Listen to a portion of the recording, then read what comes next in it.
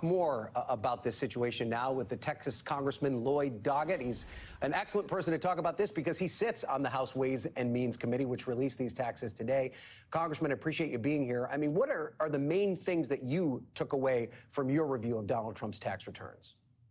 Well, Ryan, 6 years after I made the first motion to get them, we have 6 years of Trump's tax returns, and I think it's really outrageous. It's outrageous both with regard to Trump personally and with regard to Trump's Internal Revenue Service administration. Here is the most powerful man in the world, the self-described clever genius who brags of his wealth almost daily, and he did not pay the taxes that the most modest wage earner in this country would pay. Nothing in 1 year, $750 a year in others. All of this related to the claims for big losses, big deductions, big credits, taking advantage of every loophole. And because of the sorry job that Trump's Internal Revenue Service did, we don't know how many of these were legal loopholes for the rich and how many of them were unjust and illegal because the IRS didn't do the job of auditing.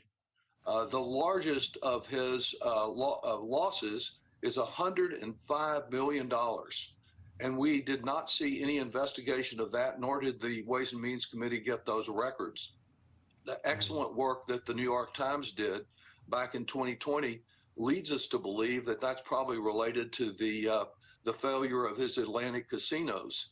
But he, year after year, is relying on losses to not pay much of anything. And I think Americans should be greatly outraged by that and by the failure of the IRS under Trump to do its job to audit him the way they have audited other presidents.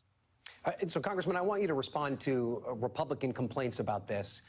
They are arguing that it's going to open up Pandora's box. It's going to allow future Ways and Means Committee, of which you will no longer be in the majority here in just a couple of days, to access anyone's tax returns. The former president himself saying today that it's going to lead to horrible things for so many people. You know, why was this situation unique, and how can you assure us that this is not going to become the norm, that every congressional cycle, regardless of who's in power, someone's tax returns are going to be released to the public? Well, these complaints come from the same Republicans who covered up, who were Trump's accomplices for 2 years in blocking all of the motions that I and others made to get access for private examination of these records.